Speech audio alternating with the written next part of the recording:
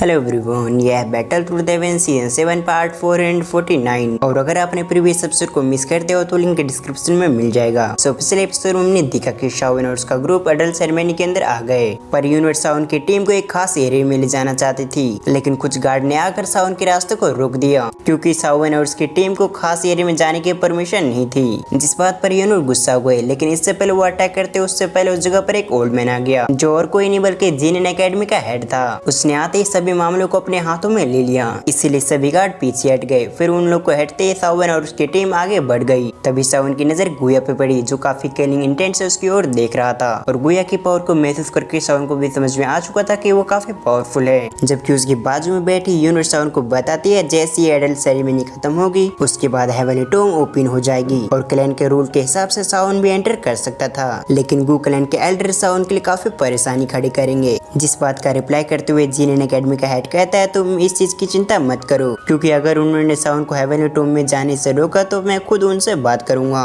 जिसके बाद वो सभी एल्डर्स तुम्हारा रास्ता नहीं रोकेंगे, इसलिए तुम इस मैटर को मुझ पर छोड़ दो। ये सुनते ही यूनियन ने ओल्ड मैन का शुक्रिया किया, लेकिन तभी ओल्ड मैन अपनी बातों को कंटिन्यू करते हुए कहते हैं पर हेवनली टोम में जाने से पहले तुम्हें इस चुनौती का सामना करना पड़ेगा, यानी कि ग्रेट जनरल गुया से तुम्हें फाइट करनी पड़ेगी, और अगर तुम किसी तरह से इसे लड़ाई में अच्छी तरह से टक्कर दे पाओ तो मेरे लिए इन एल्डर को हैंडल करना और भी आसान हो जाएगा। जबकि ये सुनने के बाद भी शाओन का एक्सप्रेशन बिल्कुल भी चेंज नहीं हुआ, क्योंकि न केवल शाओन गुया को अच्छी तरह से टक्कर देना चाहता था बल्कि उसे अच्छी तरह से हराना भी चाहता था। तभी जाकर शाओन सभी के नजरों में पावरफुल बन पाएगा। जब शाओन और गुया एक दूसरे को देख रहे थे उसी समय आसमान से एक आवाज आई जो बात सभी से कहती है अब कंपटीशन शुरू करने का समय हो चुका, इसीलिए अब हमें जल्दी से इस कंपटीशन को स्टार्ट करना चाहिए। जैसी ये आवाज शाओन तक पहुंची उसी समय इस एनर्जी को महसूस करके शाओन सरप्राइज हो गया। तभी शाओन अपने मन में कहता है ये तो एक रियल डाओशिंग है, और ये एहसास उसके लिए पहली बार था क्योंकि शाओन ने पहली बार किसी डाओशिंग की एनर्जी को महसूस किया। दूसरी तरफ एल्डर सीट पे बैठे हुए कुछ एल्डर अपनी जगह से खड़े हो गए। ये देखते हुए शाओन अपने मन में कहता है लगता है ये पावरफुल एक्सपर्ट्स अपने आप को अभी भी हाइड रखेंगे,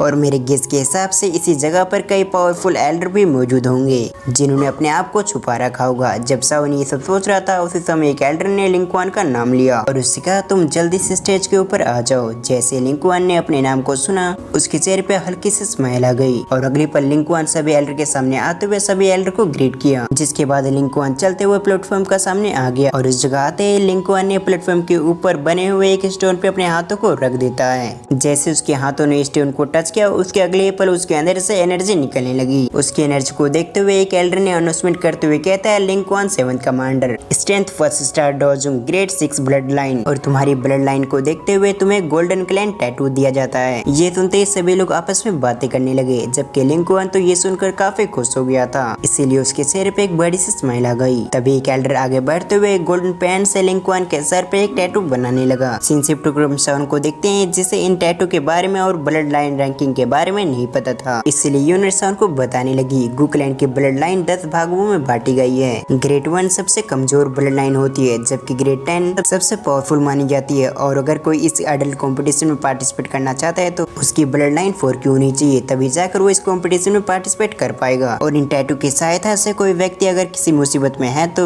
वो व्यक्ति टैटू का इस्तेमाल करके अपनी ब्लड लाइन पावर को एक्टिवेट कर पाएगा, और उस टाइम उस व्यक्ति की पावर काफी हद तक इंक्रीज हो जाएगी। और इन टैटू के भी अलग अलग कलर हैं जिनमें अलग अलग तरीके की पावर होती है, और जो ग्रेड 10 की ब्लड लाइन होती है उसे डिवाइन ब्लड लाइन भी मानी जाती है, लेकिन अभी तक हमारे क्लैन में कोई डिवाइन ब्लड लाइन तक नहीं पहुंच पाया। यूनिट की पूरी बातों को सुनने के बाद शाओन शॉक्ड हो गया, और अब शाओन को समझ में आ रहा था कि गु क्लैन की सेरेमनी कितनी इंपॉर्टेंट है। अभी तक शाओन को यही लग रहा था कि ये गु क्लैन की कोई नॉर्मल सा कंपटीशन होगा, पर ये चीज गु क्लैन के लिए इतनी इंपॉर्टेंट निकलेगा शाओन को बिल्कुल भी एक्सपेक्ट नहीं था। ये सब सोचते हुए शाओन यूनिट से सवाल करता है तो क्या इसका मतलब है कि तुमने डिवाइन लेवल को अचीव कर लिया है? ये सुनने के बाद यूनिट कहती है मैंने काफी समय पहले अपने ब्लड लाइन को चेक किया था, और अभी मुझे नहीं पता आखिर मेरी ब्लड लाइन किस लेवल तक पहुंची होगी। साथ ही ऐसा भी हो सकता है कि मेरी ब्लड लाइन उस लेवल तक पहुंची भी ना हो, क्योंकि पिछले हजारों सालों में कोई भी डिवाइन लेवल तक नहीं पहुंच पाया, इसलिए शायद मेरी ब्लड लाइन भी डिवाइन लेवल तक ना पहुंची हो। इन दोनों की बातों को सुनने के बाद जीनियन एकेडमी का हेड कहता है अगर गु क्लैन का कोई व्यक्ति ग्रेड 9 की ब्लड लाइन को अचीव कर लेता है तो उसकी ब्लड लाइन बैंक्स तक जाने में उसकी मदद कर सकती है, जबकि अगर किसी व्यक्ति ने डिवाइन लेवल की ब्लड लाइन को हासिल कर लिया तो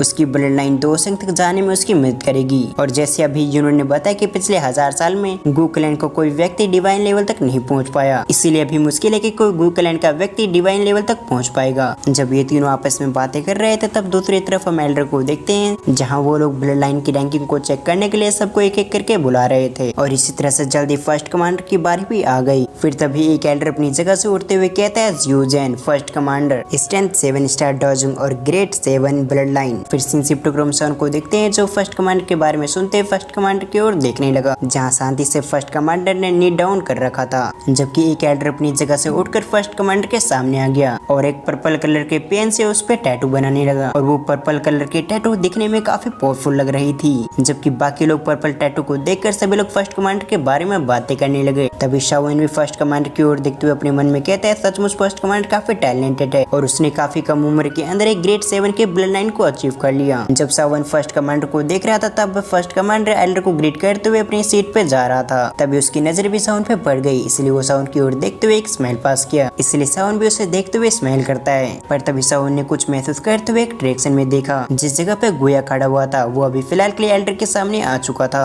गुया को आगे बढ़ता देख शाओन अपने मन में कहता तो फाइनली इसकी बारी आ चुकी है, मैं भी देखना चाहता हूँ आखिर मेरे अपोनेंट की स्ट्रेंथ कैसी है, साथ ही इसकी ब्लड लाइन कहाँ तक पहुँची है। ये कहते हुए शाओन गुया को देखने लगा, जबकि इधर गुया एल्डर को ग्रीट करने के बाद प्लेटफॉर्म के सामने आ गया जहाँ आते उसने अपने हाथों को स्टोन के ऊपर रख दिया, जिस वजह से उसकी स्टोन के अंदर से काफी तेज एनर्जी निकलने लगी और ये एनर्जी पिछली सभी एनर्जी से काफी पावरफुल थी और ये एनर्जी हर बीतते समय के साथ और भी तेज हो रही थी। जैसे इस एनर्जी को बाकी लोग एल्डर ने महसूस किया उस समय उसमें शॉक्ड हो गए। तभी दूसरे लोग गुया के बारे में बातें करने लगे कि ये ग्रेड 8 की ब्लड लाइन है और ये ब्लड लाइन काफी पावरफुल है और पिछली बार प्रिंसेस ने जब अपनी ब्लड लाइन को चेक करवाया था तब उनकी भी टियर 8 की ब्लड लाइन थी और मैंने ये बिल्कुल भी उम्मीद नहीं किया था ग्रेट जनरल गुया हमारे प्रिंसेस के ब्लड लाइन तक पहुंच जाएगा। ये सुनते ही दूसरा व्यक्ति कहता है क्या तुम पागल हो चुके हो जो ग्रेट जनरल गुया की कंपैरिजन हमारी मिस से कर रहे हो, क्योंकि ये बात तो काफी पुरानी हो चुकी है जब मिस ने ग्रेट 8 के ब्लड लाइन को टच किया था और अब तक मिस के ब्लड लाइन लेवल के बारे में किसी को भी नहीं पता, इसलिए तुम्हारे लिए बेहतर होगा कि तुम ये बकवास बातें बंद कर दो। ये सुनने के बाद पहले व्यक्ति ने भी नोट कर दिया, जबकि इधर यूनिवर भी गुया को देख रही। तभी वो कहती है गुया ग्रेट 8 के ब्लड लाइन को टच कर लेगा, मैंने बिल्कुल भी उम्मीद नहीं किया था।